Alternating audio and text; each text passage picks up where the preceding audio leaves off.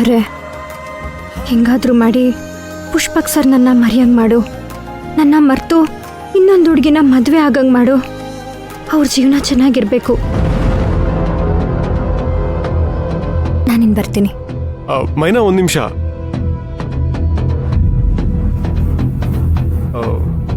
ಯಾಕೊಂಥರ ಇದೆಯಾ? ಇಲ್ವಲ್ಲ ಸರ್. ಇಲ್ಲ ಮೈನಾ, ನೀನು ಸುಳ್ಳು ಹೇಳ್ತಿದ್ಯಾ?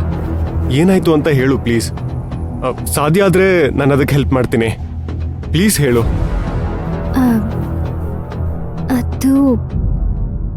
ಅದೇನಾಯ್ತು ಅಂದ್ರೆ, ಧ್ರುವ ಅವ್ರ ಅಮ್ಮನ್ಗೆ ನಾನು ಅವ್ರ ಮನೇಲಿ ಇದ್ದಿದ್ದ ವಿಷಯ ಗೊತ್ತಾಗೋಯ್ತು.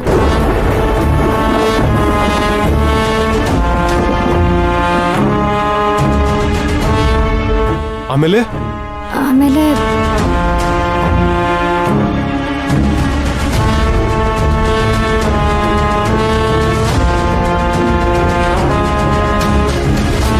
ಇಷ್ಟೆಲ್ಲ ಆಯ್ತಾ?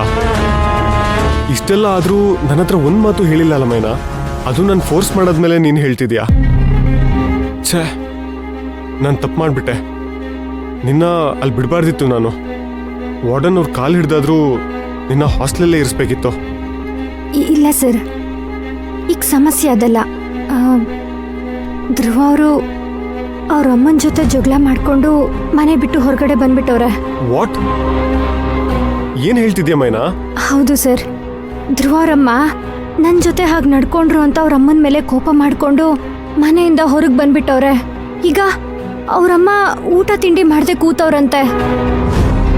ನಾನು ಧ್ರುವ ಅವ್ರ ಹತ್ರ ಮಾತಾಡಿ ನೋಡಿದೆ ಸರ್, ಆದ್ರೆ ಅವ್ರು ನನ್ನ ಮಾತೇ ಕೇಳ್ತಿಲ್ಲ.